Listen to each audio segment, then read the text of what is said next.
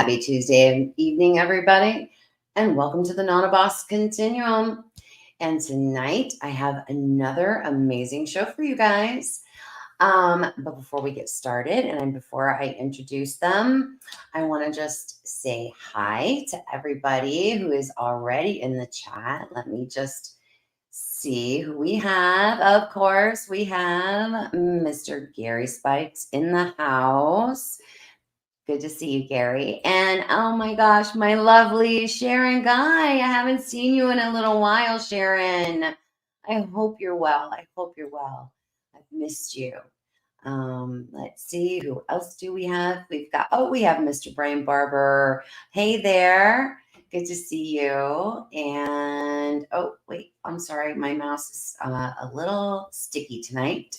And we have Freaky Geek, and it's good to see you as well. And let's see who else. Jim. Hey, Jim. Hi, how are you? Glad that you're here. And we've got Miss Jane. Hi, Jane. That means Garrel will be not far behind. And Miss Catherine Gay. Hi, Catherine. So glad everybody is here tonight. Let's see. Did I miss anybody? Melissa. Hi, Melissa. It's nice to see you. Spiritual Odyssey, I'm so glad you're in the house. Spiritual Odyssey, you asked so many like really good questions. You and like everybody had such great questions last night for my guest Mark Fiorentino, and let me tell you, that was a great show. So if you guys missed that show, go back and check it out. I know it's very sciencey and I know it's very technical and it was very geeky on my part, but I can't help it. I geek out on all that stuff. So definitely go check it out. Hey there, Scott. I'm so glad you're here. David Lester. Hi. Good to see you as well. Did I miss anybody? Roger Blair. Hi, Roger. Pyromedic. Hi, how are you? I got to meet a few people that are here in the chat tonight. Got to meet them just a little over a week ago at the conference in Missouri, and it was such a wonderful time. And I do have photos, so I'm hoping tonight. Hey there, John. Good to see you as well. If I have time tonight after the show, I will definitely be posting those up. I didn't have time the last couple of shows because I try to wrap my show up because I know that there are other channels that start their show right after mine. So I know you guys like to catch their shows and my show. So I try to be respectful. Hey there, Lenny. Good to see you as well. Thank you to all my channel members. I really appreciate you. Enjoy the journey. Hi, welcome. Thank you. Some new faces tonight. Thank you all for being here. All right, you guys, I can't even keep up. There is Chris. Hey, Chris. Good to see you. Crystal. Hi, Crystal. Let's see. Did I miss anybody? Supernatural Spectrum. How are you? Supernatural Spectrum. I haven't seen that in a little bit. Haven't seen that in a hot minute there, Matt. I'm loving it. Lee. Hi, Lee. I was hoping you were going to be in here tonight because we have a Virginia boy in the house. So this is going to be right up your alley, Lee. So I'm glad you're here. Let's see. All right. I think I got everybody. If I missed you, my apologies. I promise I'm going to get a new mouse because this thing is driving me crazy. All right, let's get the show on the road and let me give these wonderful, amazing gentlemen a proper introduction. Daniel Benoit is a local and worldwide researcher, author of several books and field guides, a Conservancy Group member, a conference speaker. He's an expedition leader. He's host of Sasquatch Zone Radio, he's also featured in the Beast of Elkhorn Lake. He's also the founder of the East Coast Bigfoot Researchers Organization. Daniel's mission statement is continue in the research of the elusive Bigfoot who roams our woodlands and forests. Find and analyze evidence in order to publish the truth. Teach only the truth and find the answers to what we don't know. And Mr. Michael James, He is the creator of Forest Monsters on YouTube. His is the name of his YouTube channel. Michael spends his days hunting legend monsters and Cherokee legends and folklore of all cryptid creatures. He's a survivalist, a woodsman, a hunter, and a fisherman. So let's give a warm welcome to Mr. Daniel Benoit and Mr. Mike James. Hi, guys. Hello. So glad you both are here tonight. Yeah, I'm glad to be here. This is an honor. Yeah. I do want to just tell everybody in the chat that, guys, if I miss questions, please bear with me. Tonight, we're going to take things just a little on the slower side, because Michael is hearing impaired, and I will be typing some questions back and forth with him in the private chat. So things will go just a little slower tonight than we're used to, but we're going to have a good time. So let's rock it out, guys. So, Woo-hoo! yes. First of all, Michael, thank you for reaching out to me. Thank you so much for reaching out to me to come on my show. I really appreciated that. It was a big compliment.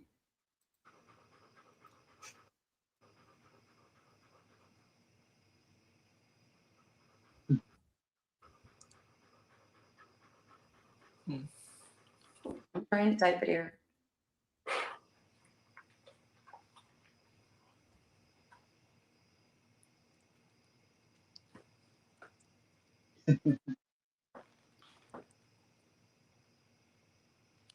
Yeah, it was great joining the live show. We haven't done it since almost a year. Yeah, a year. And honor to join. Oh.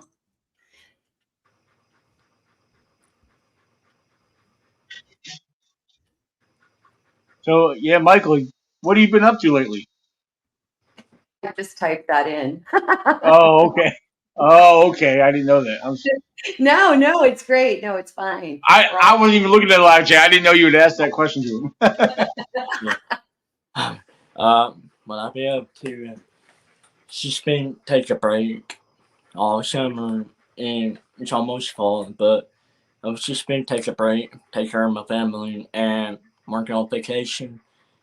And it was just great time, just working on myself. Okay, great. And Daniel. it was great summer when I did one festival July 4th in my hometown, and it was good. That's awesome. Daniel, what have you been up to? You are one busy guy.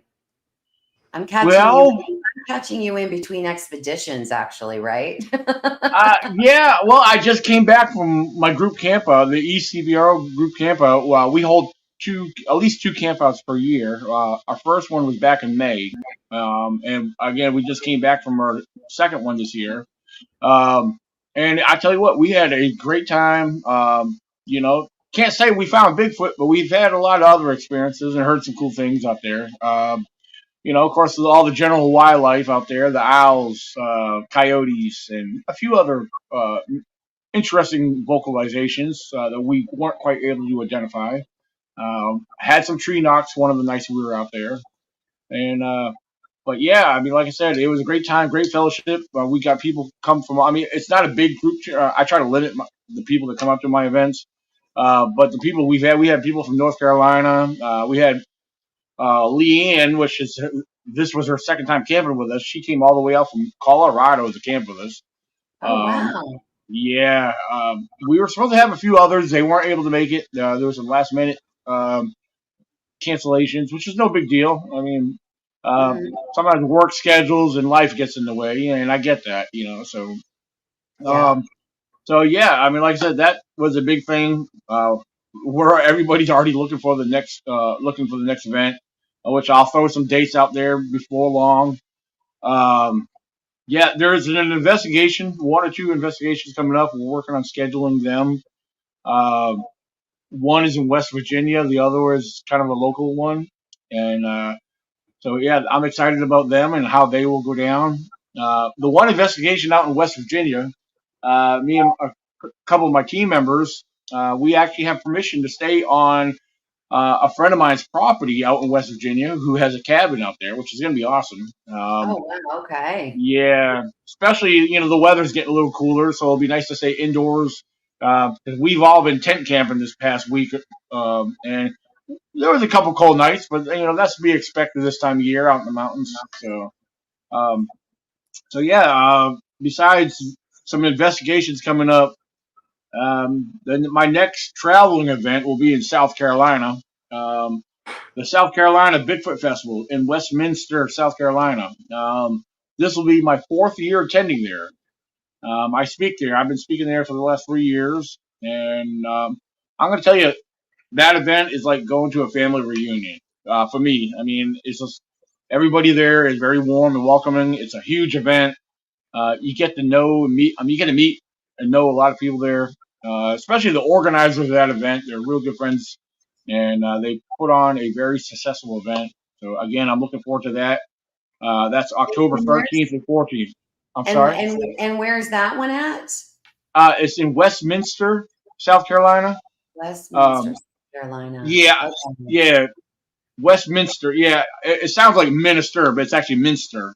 I know I have it bad. For the longest time, that's how I was pronouncing it, Westminster, but it's Minster. Yeah. So. Well, I'm always, like because I'm all the way down here in South Florida. So I'm always Oh. kind of like keeping my ear open to things that are, within X amount of hours of me. You know what I mean? So I'm always trying Okay. to. Did you I'm like, did you okay, say South Florida? yes, I am. Oh, okay. How far south of Fort Myers? I am on Fort Myers is on the West Coast, and Oh. I'm literally same place, just on the East Coast.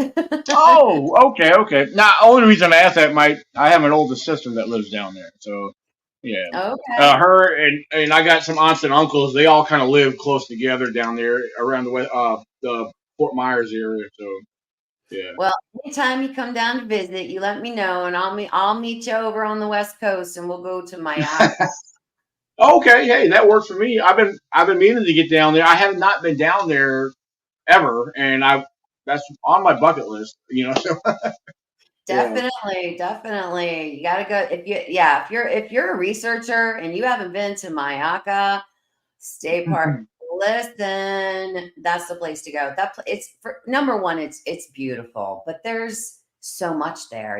There's really a lot there. We found a lot of evidence there because I researched with my son, who's on a break right now, but he and I we found quite a lot over there. So yeah, Okay, very it's a awesome.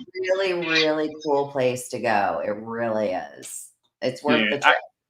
I have been invited to come down there. A friend of mine, which is actually going to be one of my guest speakers at my event that I host here in Virginia, next every year. Well, one of my speakers, they're from out of what is it, Maine, Vermont. One of their Katie Elizabeth. She actually has property down there as well. So and Oh, okay. yeah, so hopefully one of these days I'll get down there and do some exploring. So yeah. Absolutely. I was Yeah. super impressed. I put the link to Daniel's website. It's in the description of the show. So definitely go check it out. I was super impressed with that. Yes, you've got, you're an author, but you also do, and you've created these amazing field guides and things for children as well. And I was very Mhm. impressed by that. Like we need more of that. We got to start Yeah, bringing up the next generation. right. I mean, it's all basic stuff. It's a lot of it's basic research. It's a lot of it's all based on my research and my views on the topic. But as far as the children's guide, it's actually a coloring book as well. I wanted to make it fun. It's a coloring book. It's informative as far as sharing pictures of wildlife. and where they could the child or the youth could identify the track with that particular wildlife. Um, so yeah, I mean, I've actually had adults buy that book, because if you like the color, go ahead. I got Bigfoot illustrations in there, so yeah, go. How about it? That's me. That's this girl. Yeah. That's Okay, what she very was cool. doing on my flights to and from Missouri. That's what I was doing. I have this little app and I'm like color by number. The Oh yeah, whole time I'm like listening to YouTube shows that I downloaded and very just nice. coloring, you know, keeps your mind busy. Oh, for Um, sure. Spiritual Odyssey, thank you so much. I really appreciate that. I really do. Thank you. Oh yeah. Um, let's see. I got a message. Let me just send Michael a message. What's your favorite Well, cryptid, I Michael? have probably 6 cryptids. That's my favorite. My favorite is Spirit Speaker, like Spirit Spearfin. Witch, and Uh-huh. Mothman, Cherokee Devil, and Chupacabra, all Bigfoot. The last one is Wendigo. I like leather, Wow, skinwalker, Wendigo. Yeah. like The Wendigo. Cherokee. Yeah. Let me ask him a quick question here.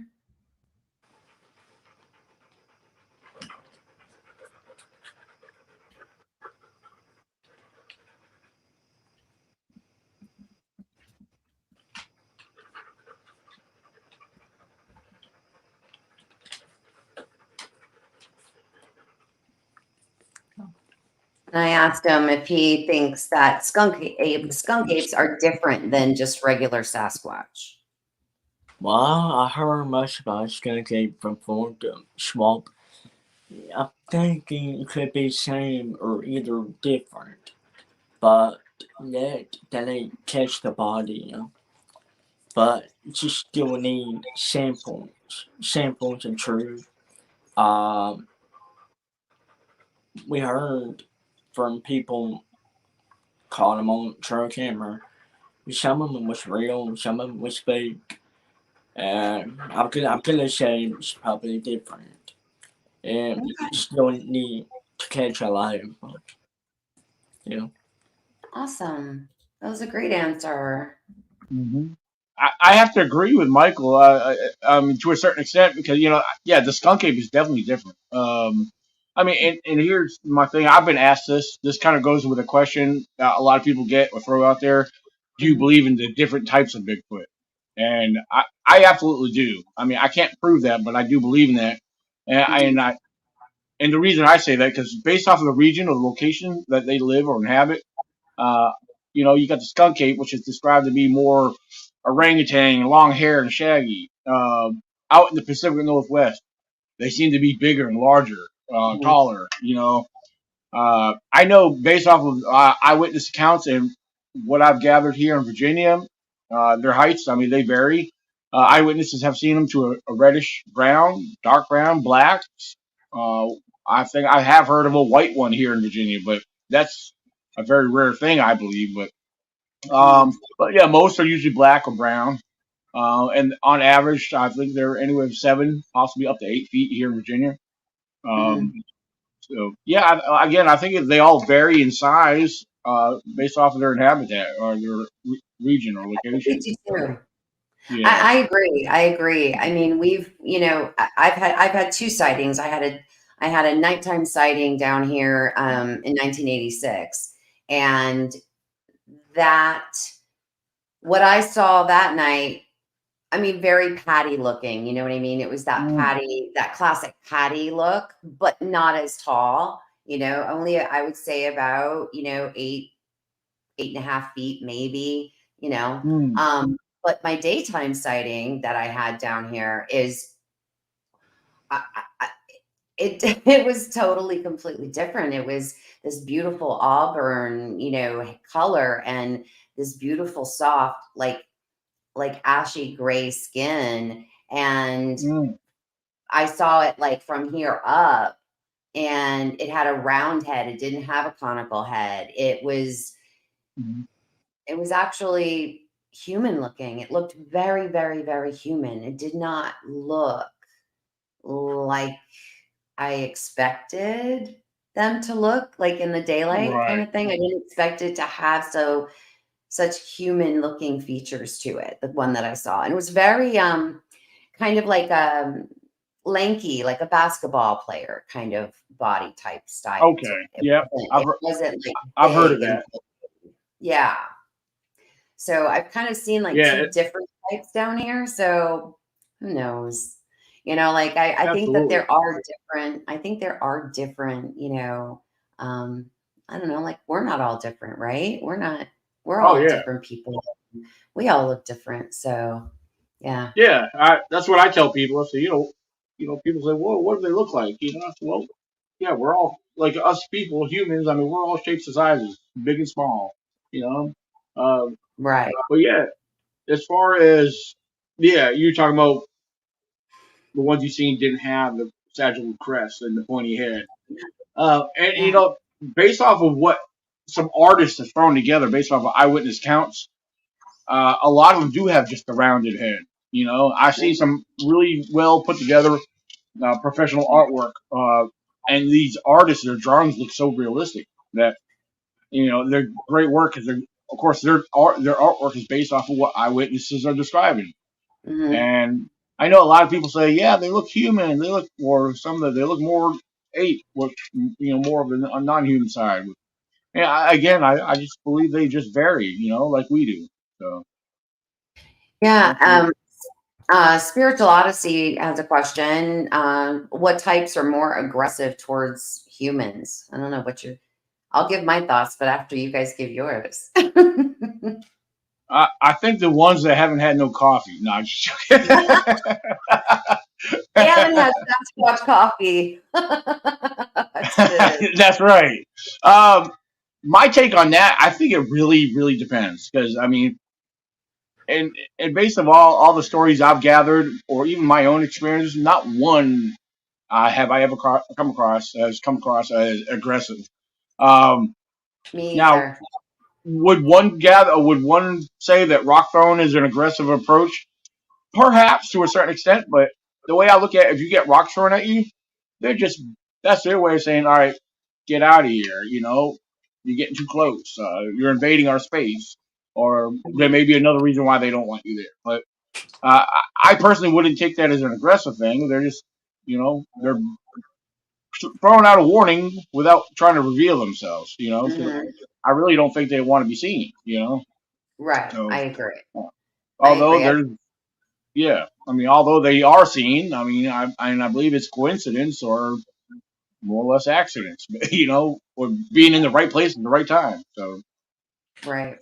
Yeah, yeah, that's kind of my thoughts on it. Like they're just, I sometimes when I hear other people, when they come on my channel and I get the opportunity to interview them, a lot of times I'll ask them if they've had an aggressive, encounter, like what were you doing right before it happened? You know what I mean? Like, I always try to kind of like in my own way, just try to kind of see like, was it, were they hunting? Did they interrupt their, their hunt? Did they get maybe in an area where they were too close to, females or children or, I mean, any man is going to protect their family.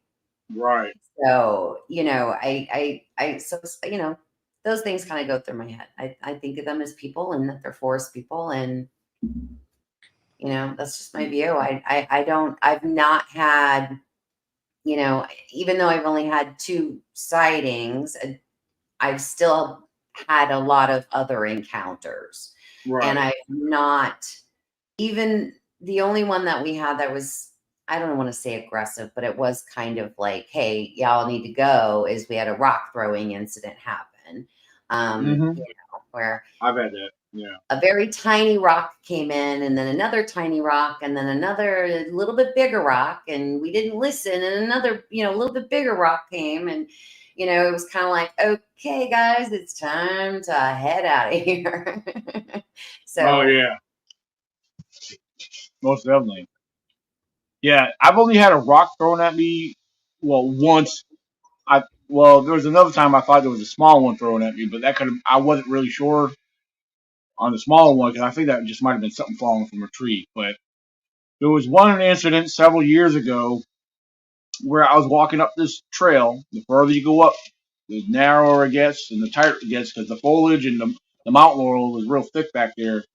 Mhm. But there was this one opening we came to. It was me and an old girlfriend of mine at the time, and we stopped and we were looking around, and through the thick brush, way up up ahead, through the brush where it starts to go uphill, something caught my attention. So I pulled my phone out, and keep in mind at that time the phone I was using was a cheap, low quality camera phone, and it was like when these smartphones were still new.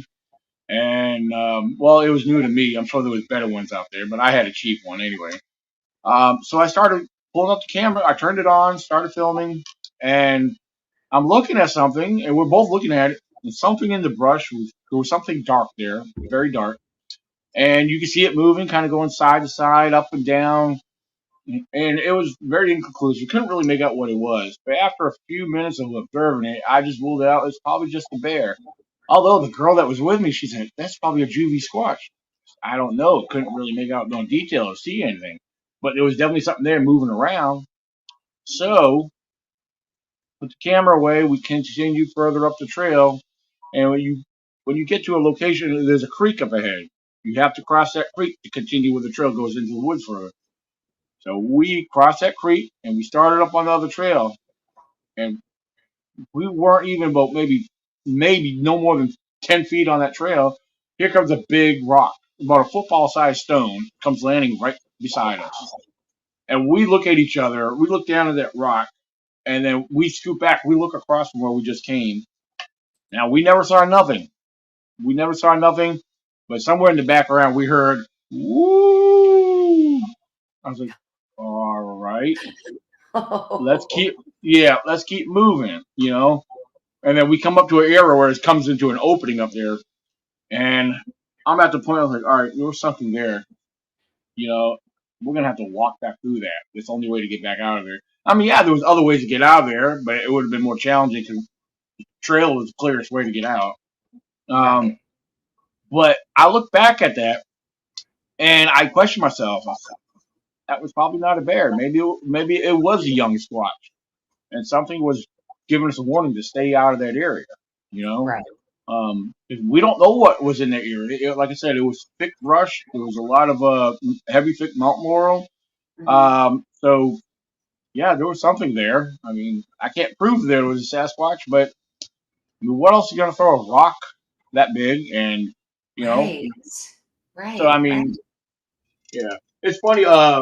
That video in that situation was actually featured on NVTV YouTube channel, which I can't find their YouTube channel no more. They're under a different name now, or a different YouTube channel. And yeah, I've had people tell me that they've seen my stuff on this other YouTube channel. I said, okay, whatever, that's cool. I don't mind people sharing my stuff or putting on. I mean, I do the same thing, for to show people share stuff. I mean, Yeah. but I don't know. It was interesting. That was the only I time think I've ever had a rock thrown at me. But but don't you find it absolutely just it blows my mind how people talk about rock throwing incidents and they're never hit with the rock. right, It's always like they absolutely. have this perfect aim, it barely misses you, but it misses you. Like Hmm.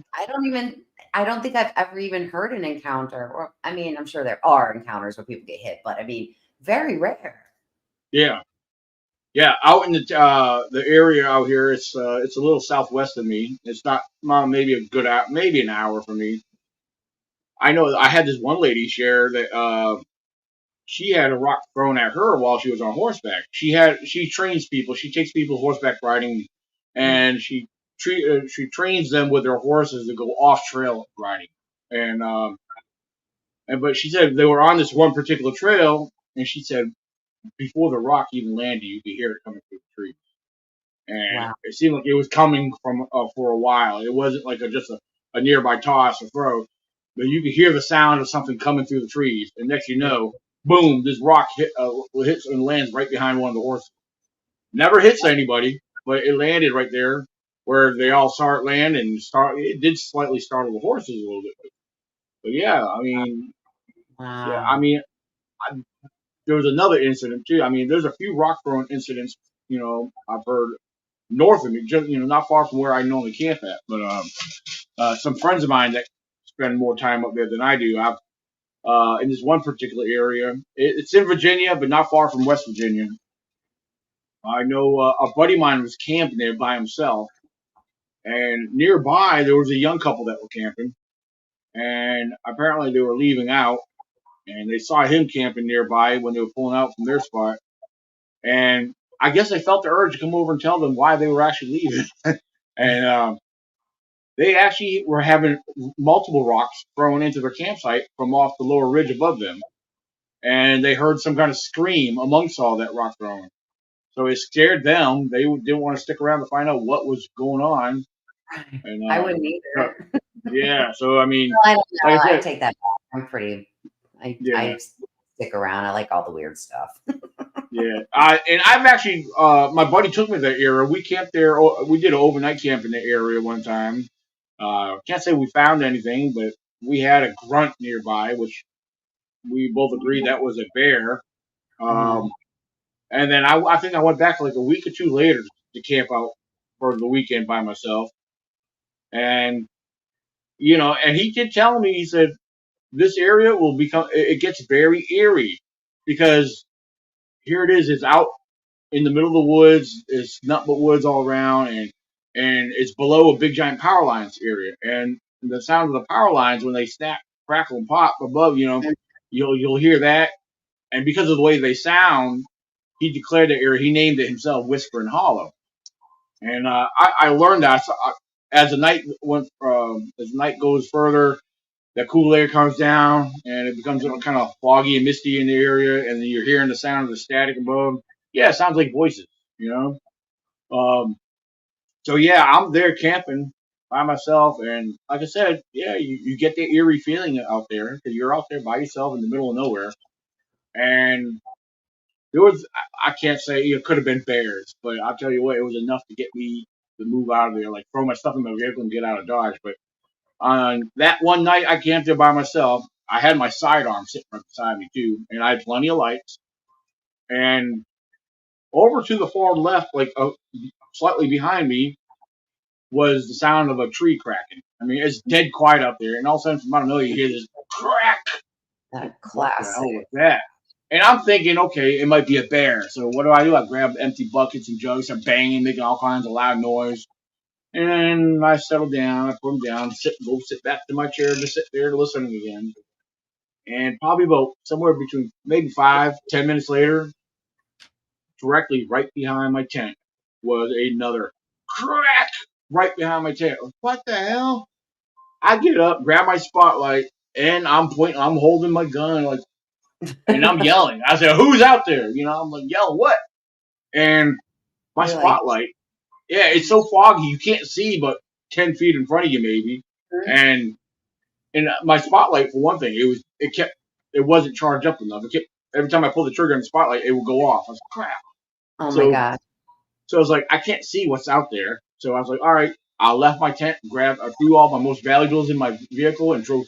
You have to drive all the way back up this mountain and go back down the other side and get out of there. But I got out of there, got back in the phone service, and I was like, yeah, okay, I'll go back and check on everything later. I went back like a week later. My tent, everything was still there, untouched. But Wow. just hearing something and knowing there's something there and you can't see it, yeah, that will get your heart pumping. And I It mean, will. again, I can't say it was a Bigfoot, but it might have been just a bear that might have been just very bold and approaching me. I just Yep. did not want no surprises. But entertaining the thought, if it was a Bigfoot, he definitely didn't want me there. So, yeah. All right. I do have a question I'm going to put up on the screen, and I'm going to message Michael and ask him to answer the question first, please.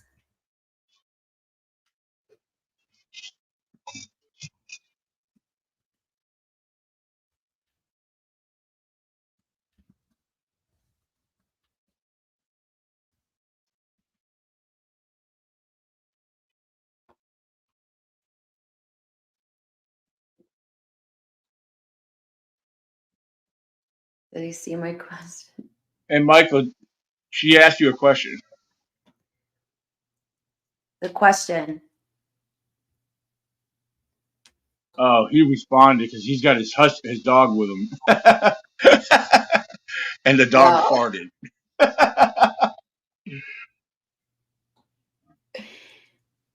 Let me put it in. Let me see if I can put it in there again for him. Maybe he's missing it. 1 second. There we go.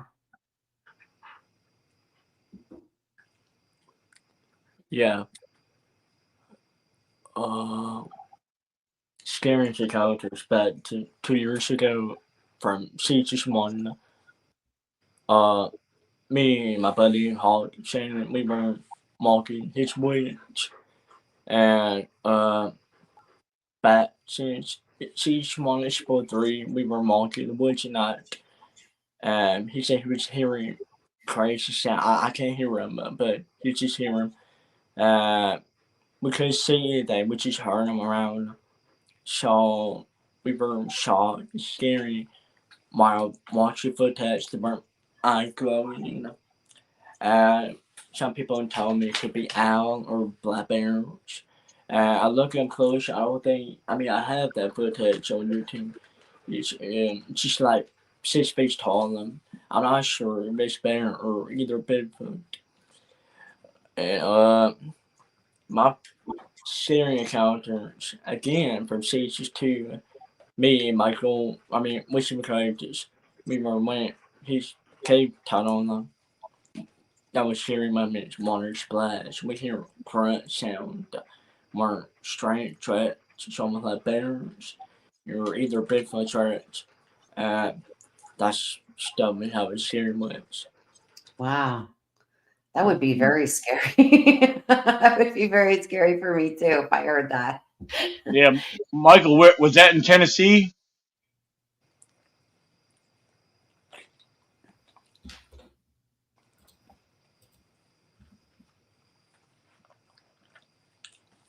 Michael, did that happen in Tennessee?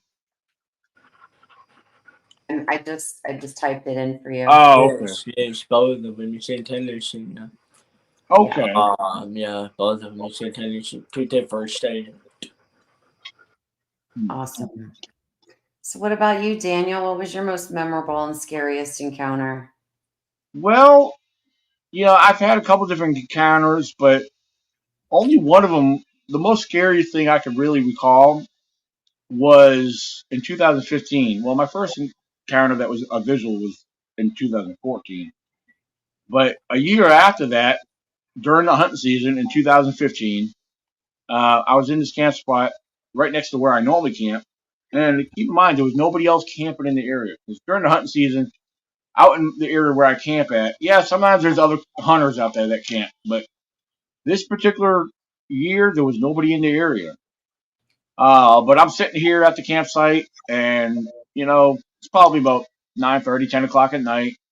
It's quiet. I'm not hearing nothing. I'm wide awake, and I had the fire going. And I decided, let me grab my spotlight and walk out into the middle of the road. And I do this on occasions when I camp by myself. I don't know why, I just do it.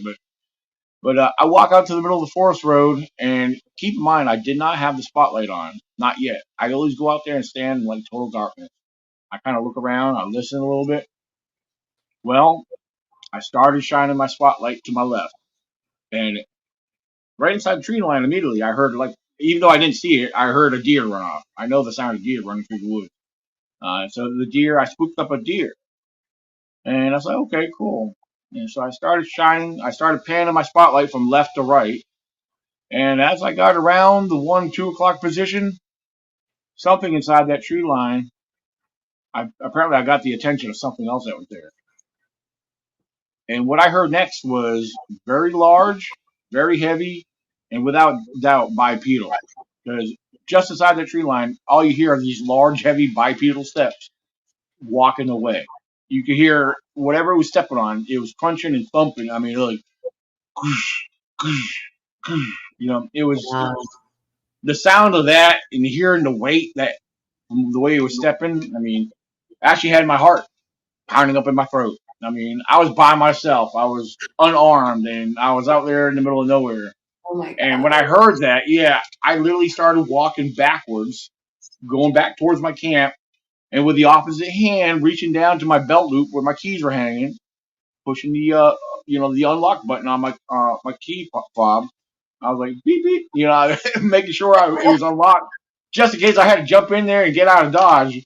Real But quick. yeah, but what happened was I got back to the campsite. I like threw another log or two into the fire, and I was like, all of a sudden I just instantly calmed right back down, and I was able to get my thoughts together from what I just heard, and I was like, okay, if that meant any harm to me, I had every opportunity to probably run out and tackle me, but I had to remember it was actually going away from me. You could hear the steps going away, and so that there would have to be probably one of the scary, like apart from hearing something behind my camp, my tent at the one location. That was a very nerve feeling. That got me out. That made me leave, but of course, not knowing what was there, that was more scary. Um, but yeah, as far as having something very large and heavy walk away from me, it had me really on edge. And but here's a funny thing: when I tell people about my encounters, because 2014 and the 2015 century, 2014 was a visual sighting, by the way. I wasn't alone. There was 6 of us that shared that encounter together. Wow. Well, just prior to seeing what we did see, there was a deer present just before seeing anything, and it was on the opposite side of the forest road before we started noticing the eye shine that took place. And well, kind of cut through the long story. That deer prior to seeing by the way, we saw 3 of them, and there was 3 different sizes, and all 3 of them displayed the same color eye shine, large yellowish looking eyes. And I'm cutting out some details because I've shared this story like numerous times. but there was a 4-foot one and a 6-foot one, and then after a few minutes, an 8-foot one appeared. Now the small one, real quick, I will mention that we noticed it was swaying side to side pretty swiftly, which was interesting because we didn't know what we were observing because all we were seeing was eye shine. Right. We had no idea what we were seeing. We had no idea what we were observing or whatever. I mean, it was kind of I was scratching my head because here I am. I know everything that inhabits these woods. I know everything. I know the wildlife. I've studied the wildlife in this area. Um, it just didn't make sense to me. But it wasn't until after the tallest one, the 8-foot one, appeared. Again, keep in mind they all have the same color eye shine.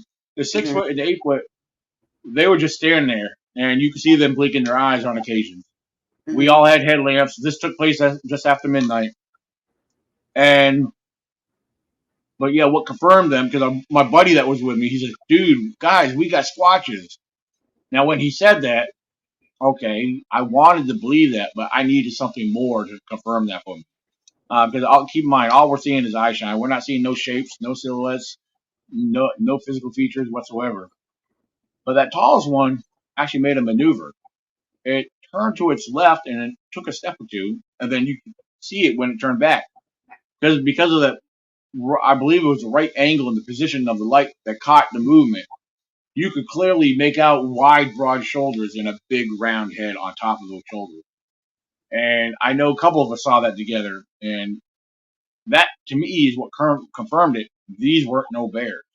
There was no Right. way, because the biggest thing I know that lives in those woods is bears. We do have some big bears in the George Washington National Forest here in Virginia, and again, yeah, that confirmed that.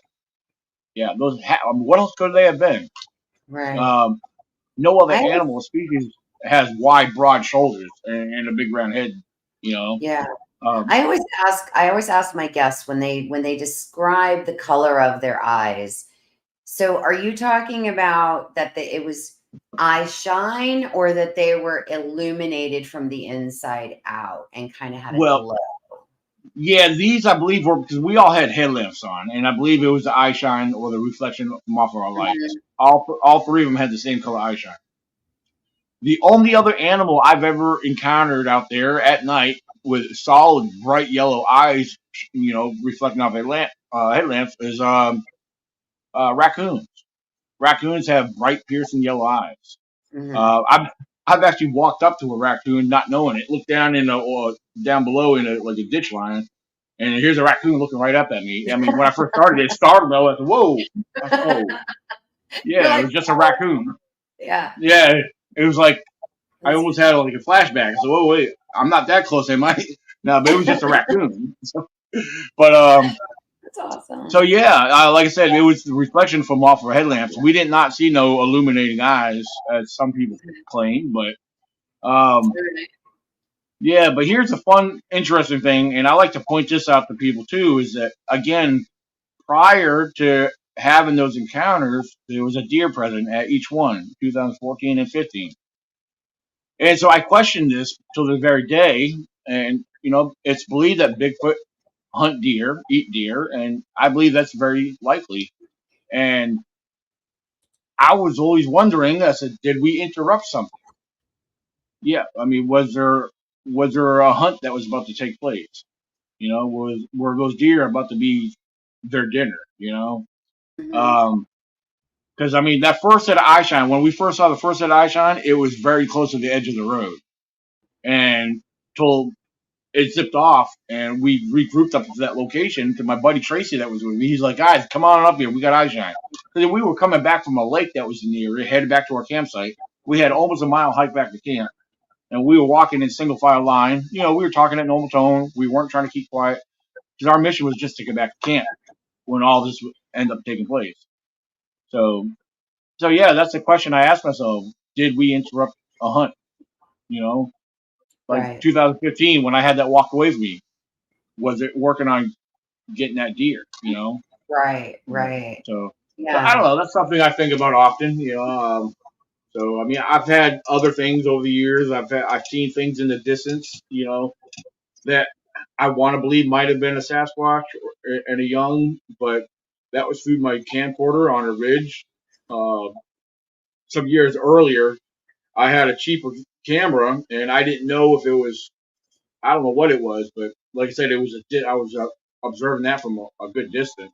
Mhm. So, Mhm. but yeah, I mean, there's other things out there. I mean, I've heard stories from other people that shared their sightings out there, and these are people that didn't know nothing about me, what I do. And so I found that kind of incredible that they would come out and tell me that, hey, they seen this 6 foot brown haired, bipedal, Wow. creature walking across the road on them. Mhm. And Mhm. but yeah, there's other things I've seen out there too that the local authorities will deny. Mountain lions, for example.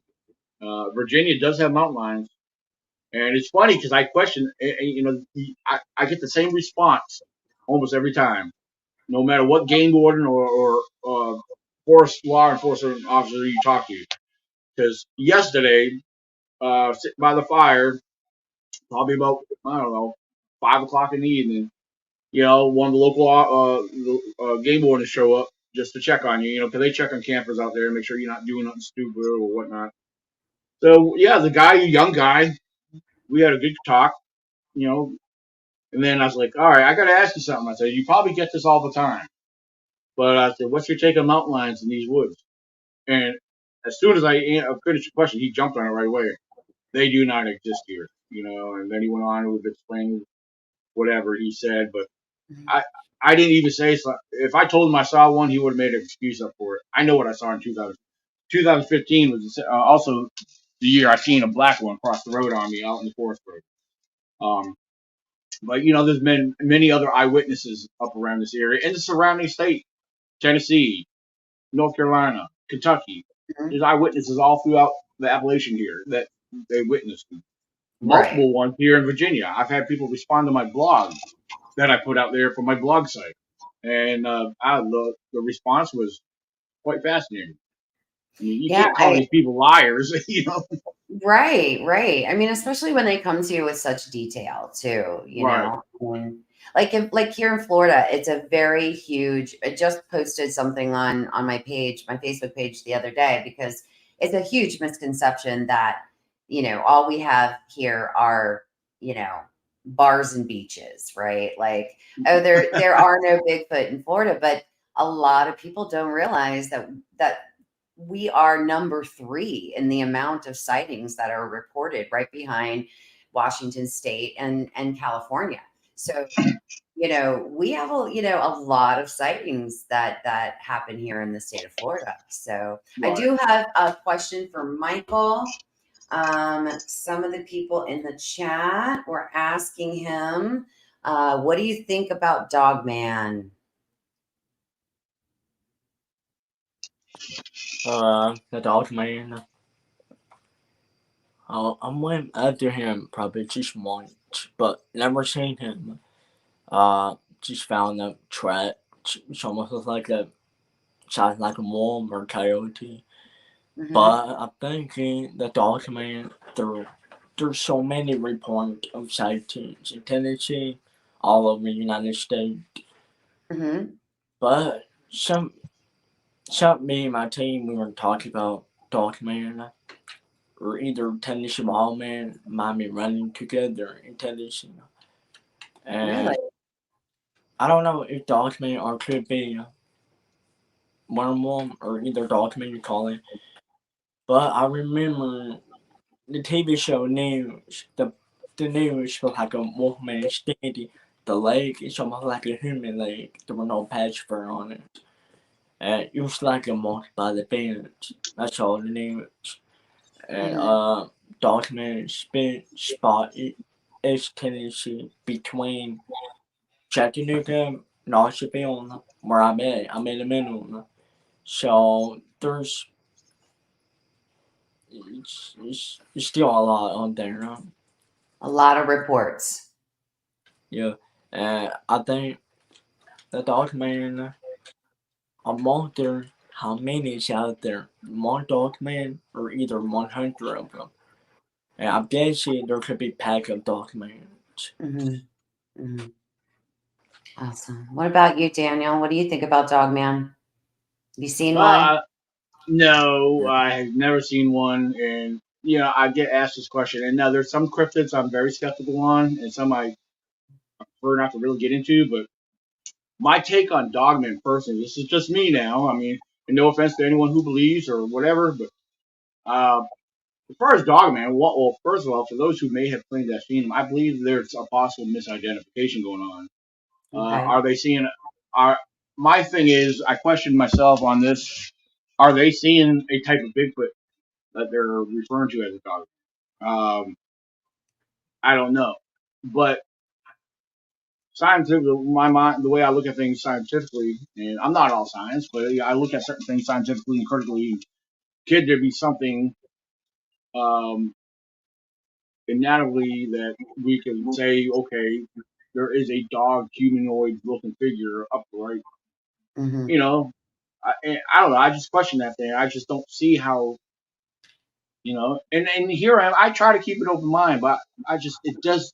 My mind can't comprehend that possibility. I believe in all kinds of possibilities, um, but yeah, when it comes to Dogman, I personally think that it's something else. Yeah. I mean, now look at Bigfoot. A skeptic might say, "Well, how could you believe in a Bigfoot?" Well, depends on your view on Bigfoot. There's a history on Bigfoot, much Mm-hmm. larger than any other known cryptid. I mean, if you want, a lot of people don't believe in Gigantopithecus, but that was a giant ape that we know that it did exist. Not saying Bigfoot is a Gigantopithecus, but um, check out as far as the um, what's the word I'm trying to look for? Uh, the girth, the weight, the size, the weight. Gigantopithecus was believed to be 12 to 14 feet tall. Depends on what you read and study on them. Some say only 9 to 10 feet, whatever. Mm-hmm. And 400 up to 1,400 pounds. According to some scientists, scientists have always neglected that, but some believe that is, based off of fossil record and this, the description and history of Gigantopithecus. Some are considering that to be a living Bigfoot, basically. Does gigantic Bigfoot still exist? I'm not going to say yes because, you know, we don't have no further up to date fossil records to say such a thing. Then again, where are the remains of Bigfoot? You know, Right. that's a big question I get all the time. With that being said, well, you know, when I get asked questions like that from a skeptic or a non-believer, my response to them is another question. I said, well, where are the remains of bears and mountain lions that all died of natural causes? We don't Mm-hmm. find their remains, but we know they're there somewhere. I mean, of course, I can get into your details on where the remains might be because bears are like cats. They become ill and know their time of death. They go off into hiding into a deep den or somewhere well hidden. And then you got to think about all the other predators and the animals of the forest that will scatter the remains. You know. Right. Um, Right. so I mean, I don't know. As far as the existence of Dogman, if he does exist, let me see him. You know? Yeah, I don't know. I don't know. The jury is out for me, like whether I want to see one or not. You know what I mean? Like you know, I don't know. I go back and forth on it. I'm like, I don't know. You know, it's like, Yeah. do I want to see something like that? Yeah, Because like it's so, Scrappy Doo. Yeah, like Scrappy Doo on Scooby Doo. Let me at him. Let me at him. You know what I'm yeah. saying? Because it's like, you have to, seeing a Sasquatch is hard enough when in my mind, again, this is my view, Mhm. when you have something in your mind already that you have a box you can put that you're seeing that being for the first time. You have a box you can put it into because Bigfoot is very well known, right? So Mhm. mainstream actually these days. I mean, so many companies use them, use Bigfoot as logo on all kinds of products. So it's like very mainstream. So it's like Dogman. Not that it isn't mainstream, and I'm not trying to offend anybody. It's just I don't know where my brain would put that. You know what I mean? Like I can't quite. I'm just. I don't know. I don't know how I would react if I saw one. I'm not. I really Yeah. don't know because I'm usually a pretty cool customer. I'm usually pretty like, oh, okay, this is what we're doing Yeah. right now. Like this is what we're doing. You know what I mean? Like oh, it's Yeah. Sasquatch Right. over there. Oh, there's yeah, yep, okay, saw you. I gotcha. I'm just like I'm really chill, so I'm not. I don't get very excited very easily. So Right. Now, I, when I interview a lot of God, man, people. probably excite me. Yeah. And I won't call nobody a liar, although I don't believe and I'm very skeptical towards that particular subject. Mhm. I've interviewed people that claim to have seen Dogman. You know, Yeah. I want to hear their story. You know, I have to take everything into consideration. Right. That's the part of me that has that open mind. But Mhm. just because someone claims to have seen one, I'm not gonna. Okay, it's real then. Because All right. my So, story and everybody else's story, it's all considered anecdotal evidence. It's not right. concrete. So Right, right, right, you know, right.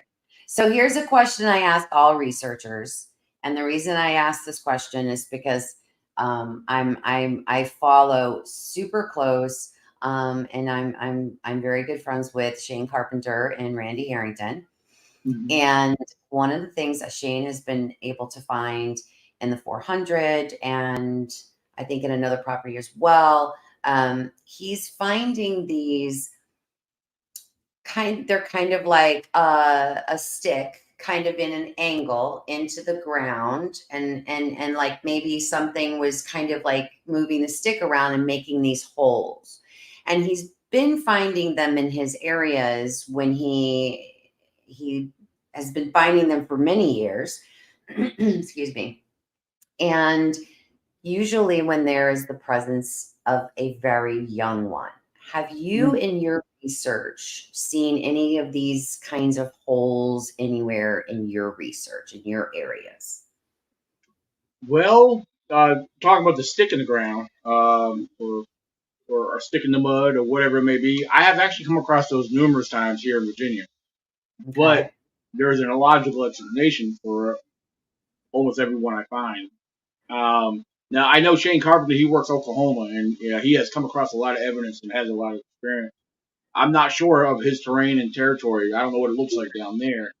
But here in Virginia, in the national forest, a lot of these trees and these sticks that are I find stabbed in the ground usually come from something way up above that's breaking off, and they spear into the ground. When they fall and break.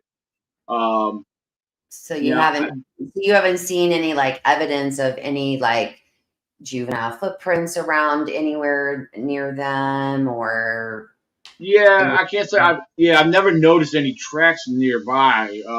Okay. But there has been a few that I kind of question that like, okay, this stick here don't look like it came from any of these trees. So that's one of the other thing I look at. Just like when I find tree structures or formations, some of them, I have to be objective on too, because. But then again, there's some of them that are made with different species of tree that you're not going to find in that particular area. So Mhm. yeah, some things I don't know. I just Um, love to ask researchers like these, you know what I mean? Because I love to hear, and compare notes and kind of like, because you never know. It seems like an odd thing, right? It seems like just right.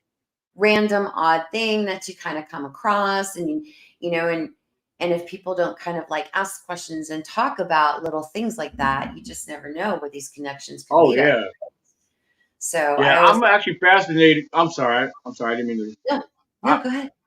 yeah, I was just gonna say I'm always, as far as Shane Carpenter, I know I'm fascinated to see what to learn about his areas, because I know um, Mhm. he has found some very impressive tracks down his way.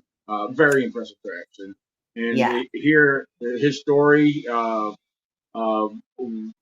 heard who was it? It was Shane and oh man, I can't remember the other guy's name. Randy. No, I don't think it was Randy. It was someone else he researched with and worked with. Mhm. Um, I can't remember. It's been a while, but yeah, Mhm. they've been in there. They've had stuff run through run by them at night, and yeah, they used to have a lot of activity down there. Yeah. Yeah, I was just literally I was just there in Missouri with them. Yeah, I saw your pictures. Yeah. And yeah, so yeah, there was a whole encounter that happened uh during that expedition, but we're Oh. kind of we're kind of holding it back for just a little bit. And Daniel Perez from the Bigfoot Times was also he was there. He was one of the speakers at the conference, and he's going to be, he's got an article that's going to be coming out just in, next month here in October. And so we're all kind of like, we're going to wait for him to get his article out, and then we'll all kind of talk about it. And so yeah, it was really amazing to see those tracks that, showing arches. I mean, in his research, that's what he's finding. He's finding tracks that have arches. And it's Dr. John Morley was at the conference, Mhm. and he talked about, um, that, he gave a really well, I'm going to talk about it on a show next week that I'm going to have.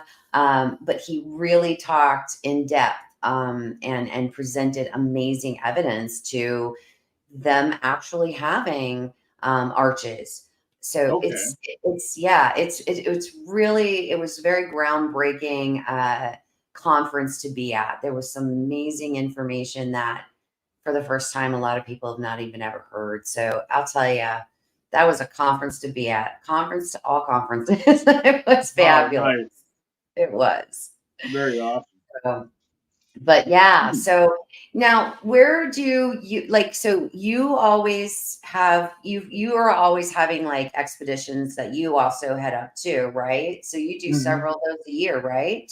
Yeah, at least two good ones a year. I mean, there's other outings, a few just smaller groups that might get out. A lot of times I do a lot of solo field research. Mhm. But however, some of my other team members will get together. We'll go check out an area. Actually, there's a couple of like I mentioned earlier. There's one coming up in West Virginia. We're going to go investigate. But then also they're working on. We're trying to work with their schedule too. But there's actually a paranormal thing we're going to go investigate, Oh, which is going cool. to be fun too. That we're going to be doing. So yeah. we want to try our new toys and gizmos gadgets, see if they produce anything. We've been working on building our inventory, so yeah. Right? Yeah. Yeah, for sure. Yeah. All right. So Michael just messaged me. Yeah, he wants to show his dog off, his husky. Absolutely. Yeah. Where's the husky?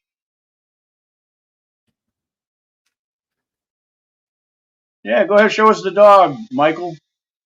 Oh, he's on. Yeah. Oh, he's on mute. Oh, Yeah, he's he's muted going now.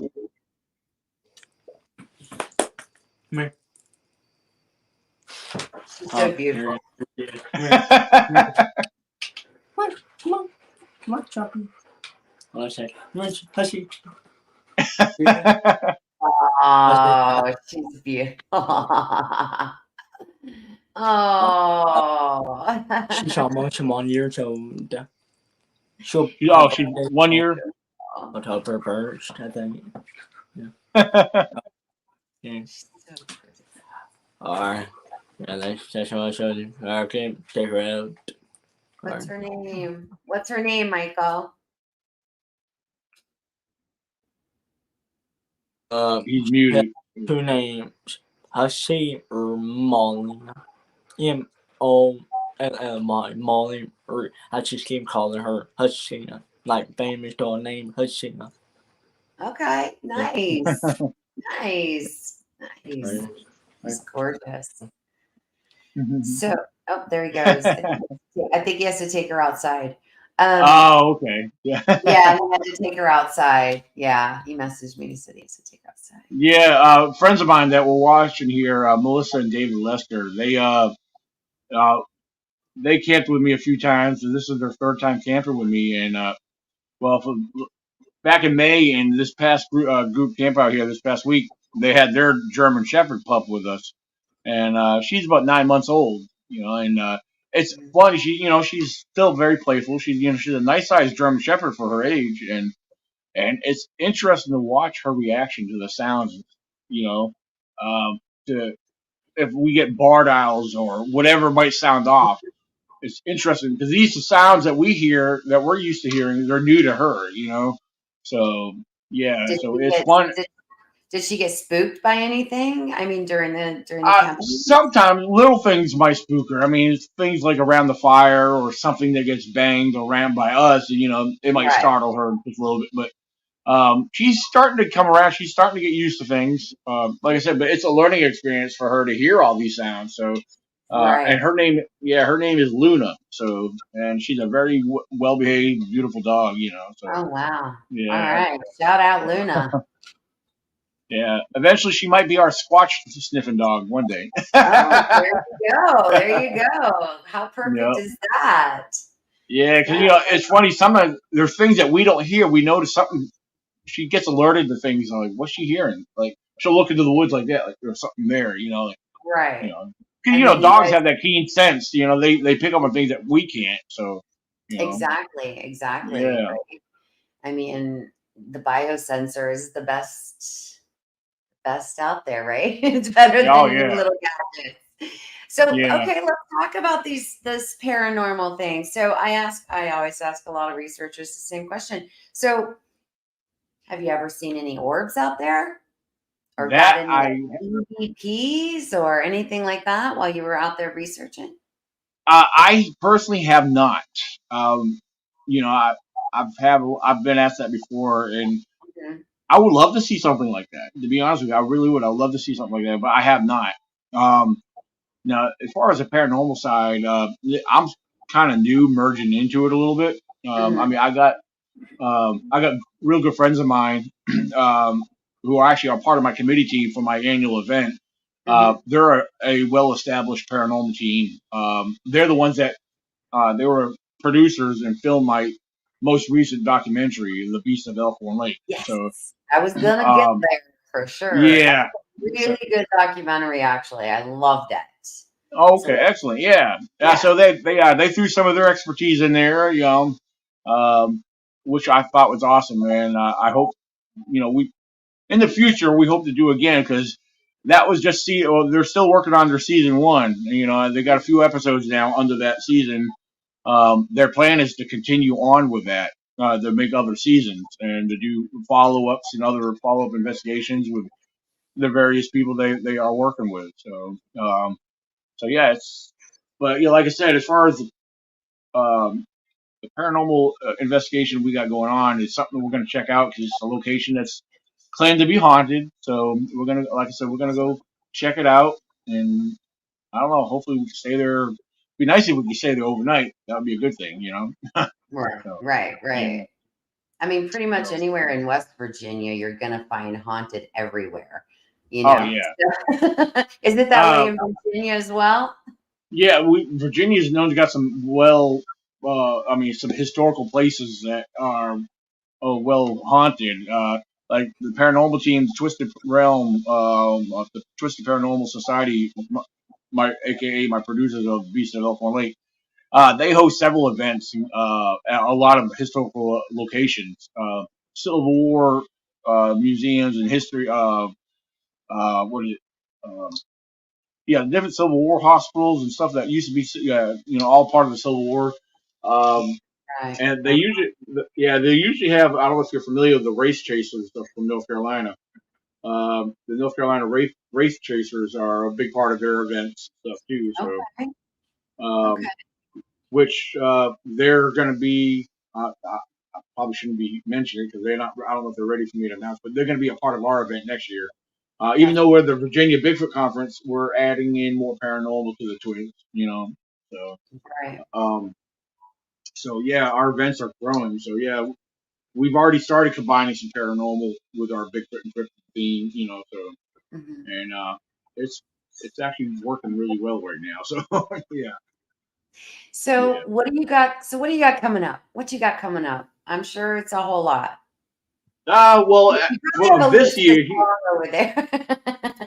yeah, I don't even want to get into next year yet because I mean, I've already been invited to a couple things, and I'm not sure how that's going to plan out yet because it's hard to mark things down too far in advance.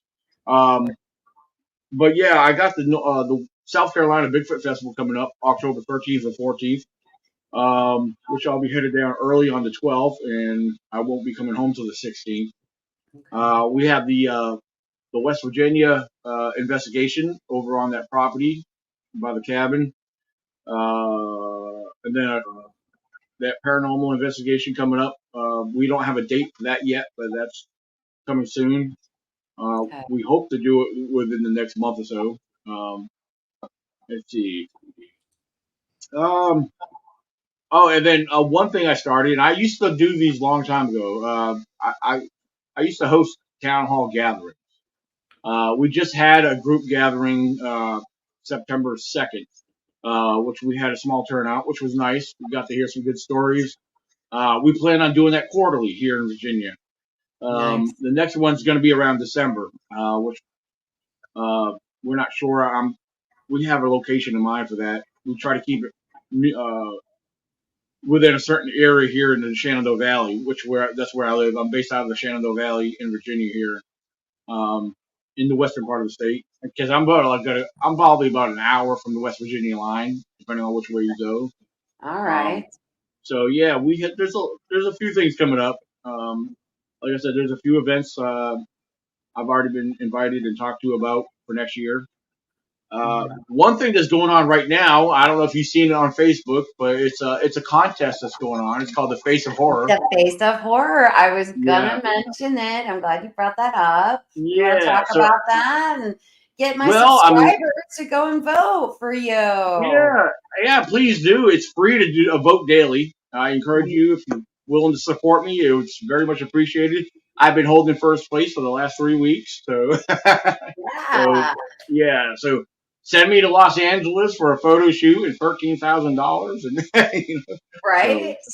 Face of yeah, horror. Yeah. So guys, yep, go check out, follow Daniel on Facebook and go and he's got the link. He's got everything posted on his Facebook page. So go and go find, follow him over there and go and vote. And you can vote every single day. So we got to keep it going yeah. for him. Gotta get him. Yeah. Gotta get him to get this photo shoot. And money isn't bad either. Right. Oh yeah, you can't complain about that. So yeah, Yeah. and it's on my timeline, or you can go to my YouTube channel. I post a lot of field videos, although there's a lot of you'll see a lot of podcasts in the mix there too. But Bigfoot Zone ECBRO is my YouTube channel. I did throw together like a short little 14-minute video just of of the camping event. So not all the pictures are included in that. I do have pictures, different posts. You can browse through my timeline to look at my pictures. Just they're just pictures of some of the things we found. Excuse me, interesting tree structures and just us doing our thing out there, exploring, looking around. Yeah. Um, I just so posted your website, the link to your website. I've got that. I just put that into the chat. It's also in the description of the show. There's also the your YouTube channel is also in the is in the show description as well. What else? There was something else I was going to ask you. Now I'm drawing a blank. oh, just curious, what website do you have posted on here? Is it the? It's the ecbro.wordpress.com. Is that the correct Oh, one? okay. That's my blog site. Yeah, I actually have two other. Yeah, I do have two other websites. My personal website is ecbrofounder.com. And then the other one is my event website, which is vabigfootcon.com. Okay. BA Bigfoot. Con, yeah, CON.com. Yeah. Yeah, the con is short for conference, of course, but yeah. All right. There we go. Excuse me. Mm-hmm. Yeah, absolutely. All right. Perfect. Yeah, feel free to check those out. They don't cost you nothing to browse and go through them. Absolutely. Absolutely. Go and show Daniel some love. Go and show Michael some love over at Forest Monsters on his YouTube channel. Definitely go let your fingers do the walking. I mean, I'm telling you, like, Daniel, when I saw that, when I went to your website, I was like, oh my gosh, this is so cool. Like, you just have so much there. There's so much information all in one place. It's amazing. It's really, really, I was blown away. I was like, wow. I even messaged you too. And I'm like, okay, think you're Bigfoot famous. I don't know about all that, but I try to keep things informative and put things out there, because my main thing is, and a lot of people are like, oh, this guy's all about himself. No, my thing is, I'm trying to spread awareness. My thing is put the word out there, let people know my view and my, how I look at things. I mean, I'm not an expert, but again, I try to, and every researcher should be doing this for themselves. I mean, some people, depends on your take or your journey with the research. My main thing is trying to educate people on the wildlife in general, because when I go to do a presentation, one of the first things I do in the intro of my presentation is, one, I'm a wildlife and Bigfoot researcher. I put the wildlife before Bigfoot. It all comes with that phrase, learn and know what is known before seeking the unknown. You don't understand what is known because one of the famous things is out there is everybody goes out in the woods, tramples through the woods, and everything's Bigfoot, everything's a cryptid. No, Right. you're neglecting our known wildlife. You're neglecting weather. You're neglecting natural phenomena and occurrences. That there's so much more responsible for what we're finding. I mean, when I first started, I'll be honest with you, I was no different than that. I was one of the many people was like, I'm finding Bigfoot evidence. No, I was wrong. I was wrong. I mean, because it's easier said than done, but you got to be able to try to rule out these other possibilities before First. giving Bigfoot credit. Bigfoot should be your Right. last consideration or your last conclusion. Yes. Yeah, so I love it that you just brought that up. I agree 100%. I feel like, we got to pay attention to and know your, like you said, you got to know what's around you. I mean, you got to know, I mean, I know for a fact there's no polar bears down here unless it's in the Miami Zoo. That I know. right, yeah. So I'm just saying, like you got to know what's around you. I mean, we have pythons here. We have, alligators. We've got a lot of poisonous snakes here. A lot of, like there's a lot out there that can really, really hurt you. And if you don't know what you're doing and you're just out there, just kind of like meandering around, that's kind of a very dangerous thing to do. So I always preach that, and you're right. The wildlife there's a lot of things that can mimic. I want to say mimic the sign that there could be a Bigfoot around you. Like, you know what I mean? But I think a lot of people are just like, oh my gosh, it's Bigfoot. Yeah. You gotta start at the basics, right? And start ticking things off before you jump to it was a Bigfoot, Yeah. I mean, sometimes in the past I used to get questioned a lot. Well, hey, I want to get involved. I want to start being a Bigfoot researcher. How do I get started? Well, my first thing is to do, one of the first things is, pick an area of interest. Get to know that area. Study the terrain. Visit that area periodically. Look for the changes. Because a lot of your changes are going to come based off of your weather and the wildlife. You got to learn what is inhabiting that location. The other thing is, too, when you start off into the field, get Bigfoot off the brain. That's one of the first things I tell people. Get Bigfoot off the brain. Start looking for your known wildlife signs, because the unknown will stand apart. Right. I mean, it's sad, but the truth is there's so many people out there pointing out wildlife tracks and wildlife signs and giving Bigfoot the credit for it. I mean, it's sad, but they're misleading themselves, and there's people that follow them, and they're misleading all these others that go along with it. Yeah, I have seen that myself. I have seen that. And I did a whole show. I had Robbie Rains from DAX Machina. He's, Robbie's, he's a police officer for almost 30 years, and he's a trained expert tracker. And I just said, I'm tired of seeing people that are posting things that are, they're like, oh, this is a panther track.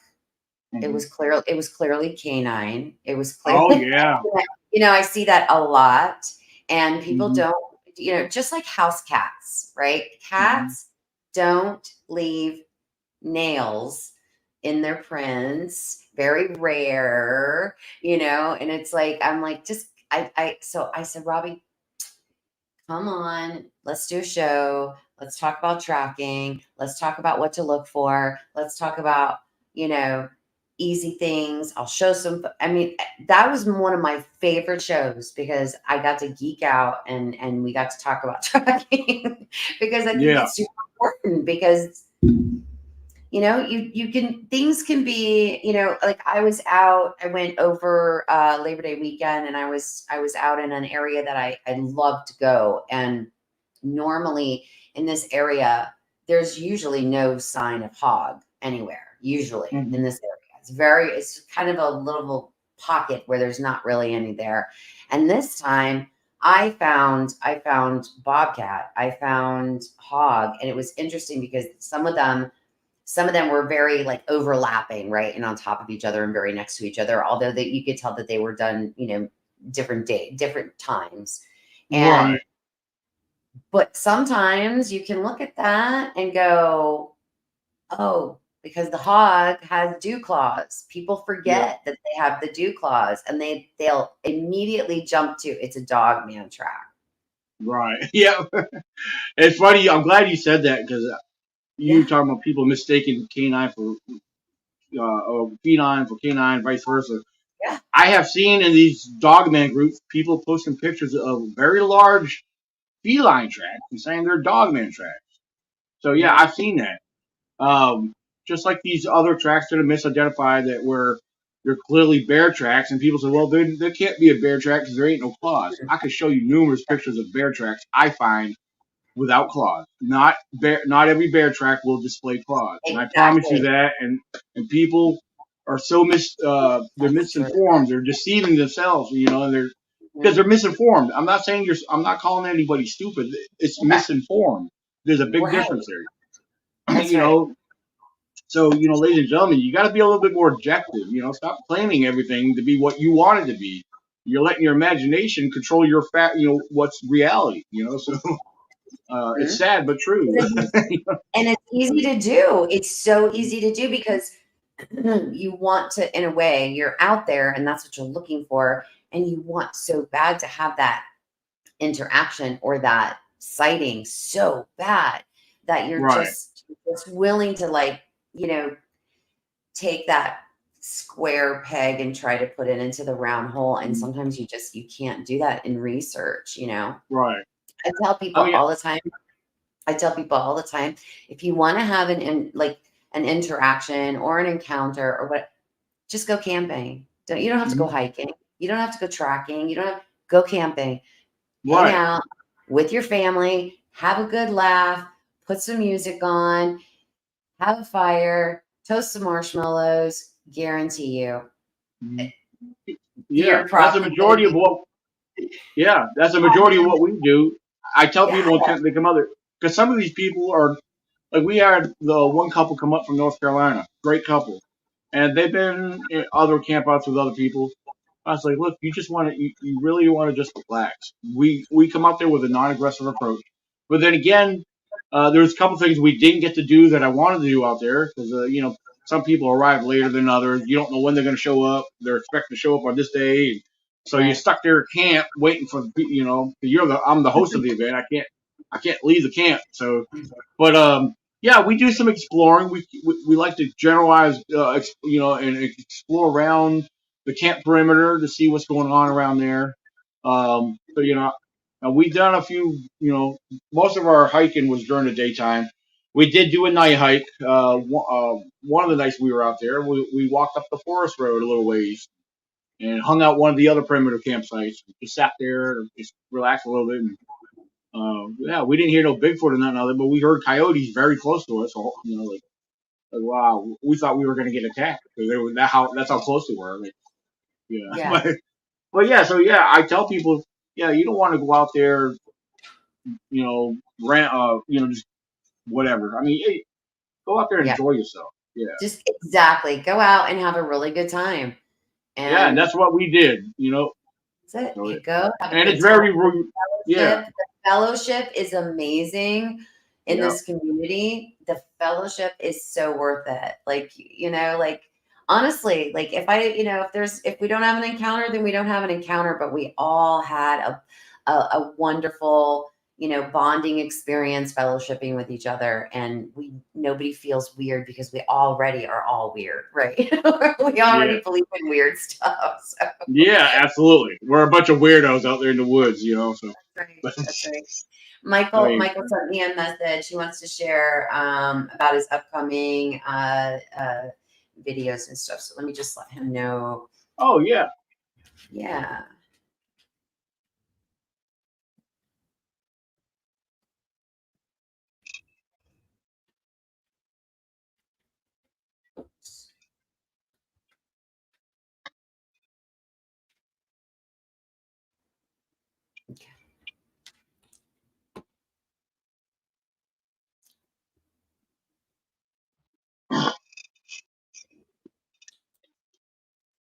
Michael, you're muted. You're on mute. He's talking, but he's muted. Yeah. There you go. Yeah. That's good. There we go. Yeah. You want me to share all my answers? Sure. Yeah. Okay. Hold on. Let me look at my first one. Alright, my very first encounters, why I believe Bigfoot. The reason that when I was very young, I mean, I'm 20 years old for right now. In a few minutes, I'll be 21. I don't know how many years ago, but I remember when I was 8 years old, I keep telling people the same story about Tennessee Star Mountain, STARR, Star Mountain. So me and my papa, we were just camping for one day, and I told papa going down the creek, use bathroom, and then I heard rustling on him. look across the street. I remember I was looking somewhat like a bear, just bushes ground.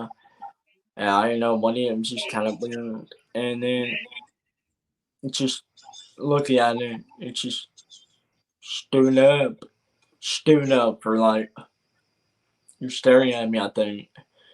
I wasn't even moving, I was just staring at it. I was kind of scared. I mean, I never seen that big human. And then my papa was hollering for me. And I said, I'm coming just a second. And I turned my head around, just gone. That's the last thing I seen. I don't know how they disappeared that quick when I turned my head. Or maybe I'm just dreaming, but I know what I saw. But a few weeks later, after I seen it, my cousin, she showed me a picture on Google. I told her I saw a big hairy creature, like dark brown. She was telling me, what's a monster ink? Some kind of like blue monster for moving. Right. That's all it's always saying. And I told them it was brown, dark brown. And then they searched on Google, started showing me old boss computer. And they were saying it was a Bigfoot. I'm like, what? I saw a Bigfoot in Sasquatch. So, a few years later, I started watching a TV show for more about finding Bigfoot, my monsters, all other people's show. And I've kept learning and start believing it more. And then that's why I start gathering all the information and learning, studying. Yeah. I love the war room he has behind him. I want a war room so bad. I want my own war room. Yeah, I got a bunch of my stuff on the wall beside me here. I don't know if you can see it. There's a bunch of Bigfoot junk. Oh Yeah. wow. Yeah. You got lots too. Yeah. I think it makes Twin Tower. Wow. See, that's a war room, man. Yeah. I got a message in. Okay. Cool war room. How many stuff?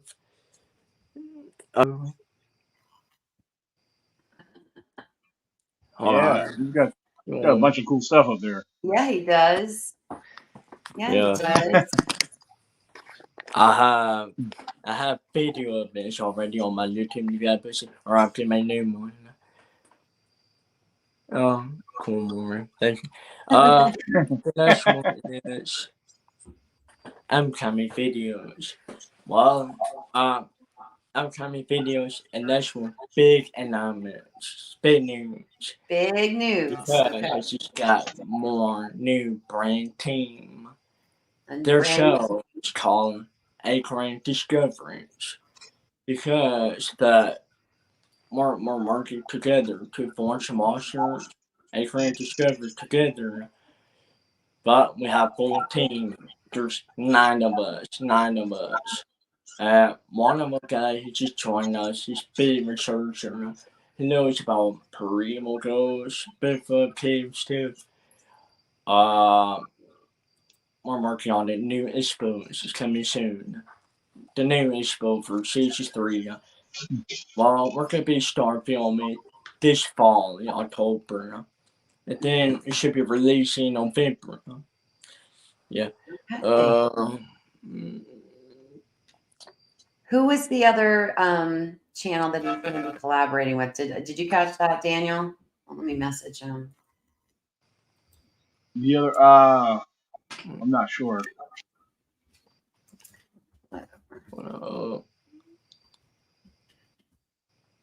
Hold on.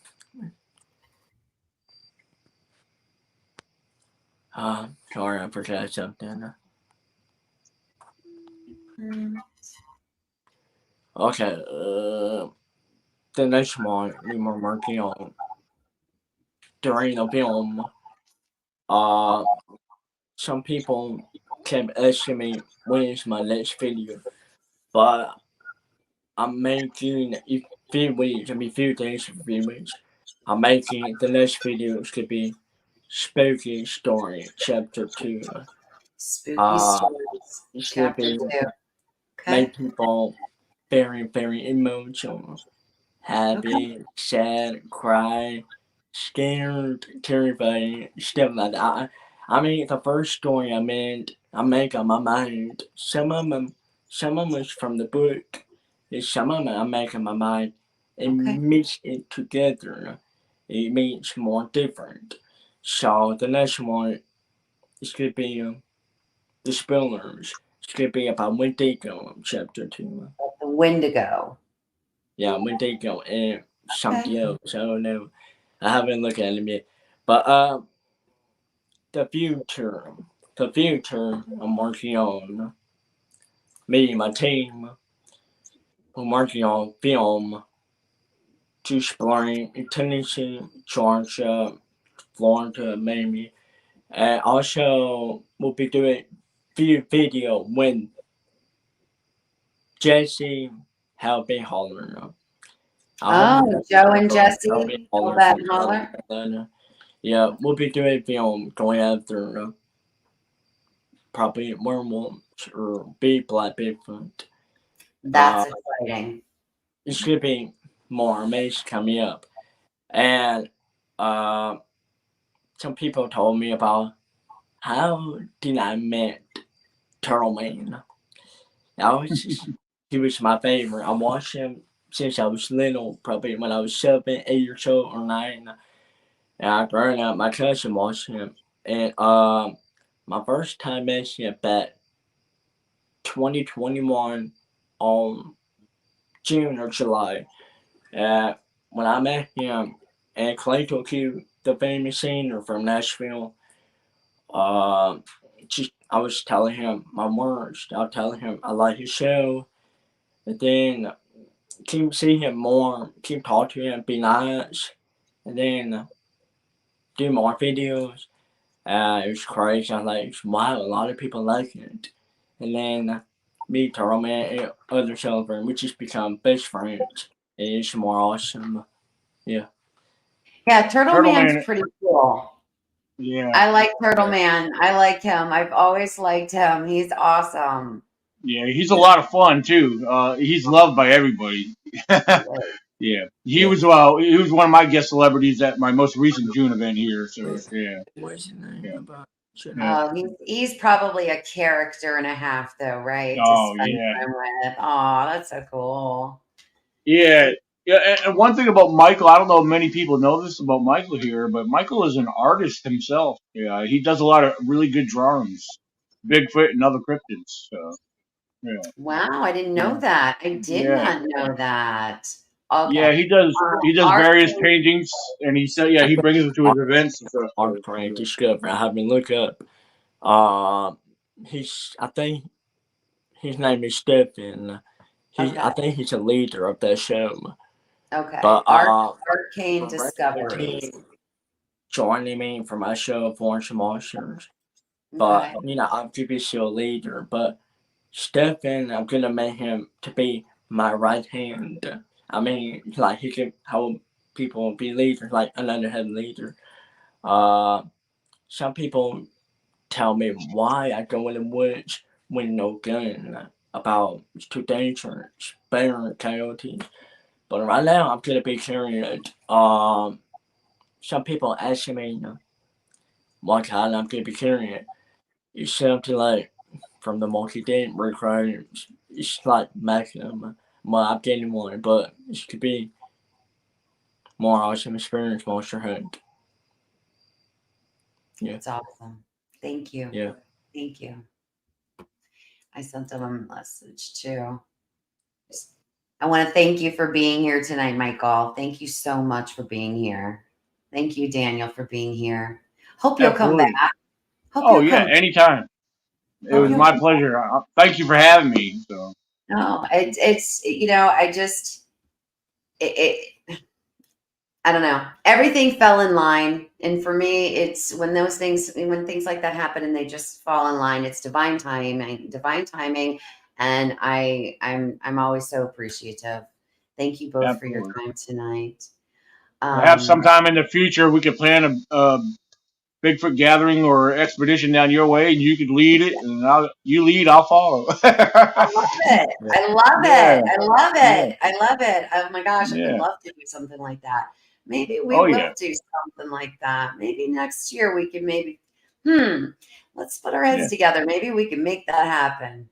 yeah. I We'll see think what that might happens. be a perfect place. Absolutely. If I can gather some other people up here, maybe we could make a road trip together. That'd be great. Yeah. Oh my My God. biggest thing is there's yeah. As far as my traveling goes, as long as I can afford it, because a lot of people don't realize that research it comes out of our own pockets. A lot of people Yes. think we do this for a living, and no, we have jobs we have to work to pay for these trips and stuff. But so Mhm. Yep. yeah, so hopefully everything works out for the best. But yeah, I mean, I got people asking me if I'm going to come out to Illinois next year for the wedding. I say I don't know if I can afford it. I don't know. I mean, I got people asking me for events. I usually get funded to go to events, and I can't do it out of my own pocket. So, you know. Yeah, you do a lot of traveling for that. So I get it. I get it. It's Yeah. not cheap. So It's not cheap. right. I did 2 trips this year and I'm done. I'm like Yeah. It takes everything you got. yeah, So, like you tapped out. Like, it's not they're not cheap and mhm. it's We're fun to do. normal. Uh, Yeah. but I think People but are.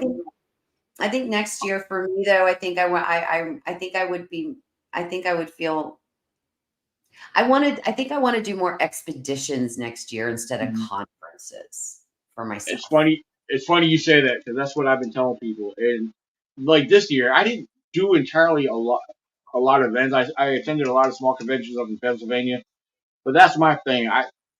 I'm trying to get more out in the field. I used to spend a lot of time in the field, and it's slowly coming back. I'm trying to make Mhm. that more of a priority than. But as far as attending the events, I do that to share my research and spread awareness. I do that for a good cause and to educate the the newbies involved and the curious Yeah. minded. So, but so yeah, that's why I do these events. I feel like they're important to be there. Um, and not to mention it grows your network. It grows your clientele. Uh, you learn more too. You meet new Yeah. people. You gain friends, and all kinds of things come of it. So it's been Yep. very rewarding over these last few years. So It absolutely. definitely is. It Mhm. definitely is. It definitely. Thank you. Yeah, Thank you guys so much. I'm telling you, this is like such a dream show for me. And yeah, you guys are great. Thank absolutely. you. We have some Yeah, I had great a great time on here. good. I'm glad. I'm Yeah, glad. We'll come back and we'll see what we can do about getting something together next year here in Florida. That'd be fabulous. Do it. absolutely. The good thing about doing it on a podcast, you don't have to worry about the audience throwing rotten tomatoes at you. And so I was like, That's true. It's so true. That's true. I'm safe here. So hopefully I don't scare away your subscribers and viewers. No, not at all, not at all. Everybody here that comes to my channel, they know that I'm a truth seeker, and I say it like it is. I say, I put it out there, like this is what I think, and this is what I believe, and and they come back every week, so I guess they like Good deal. it. Absolutely. All right, guys. I'm gonna put you backstage. If you have to go, then go ahead and go. But if you want to stay Yeah. back while I just say goodnight to everybody, I'll be there in just a minute if you guys want to hang out for a Okay. second. Okay. Sounds good. Thank you All very right. much. Thanks for Yeah. me. All right. All right. Well, guys, that was another amazing show. I had such a good time, such good conversation. Thank you all for being very patient with us as we took things a little on the slower side tonight, to accommodate Michael. So thank you guys for being very patient. I will be putting out my flyer in the next day or two for my upcoming shows. I have some more upcoming shows. I've got to get those posted on YouTube for you guys so you know what's coming up. But until then, thank you guys so much. And remember, what do we always say here at the Nana Boss Continuum? Please remember to spread love and kindness wherever you go. Good night.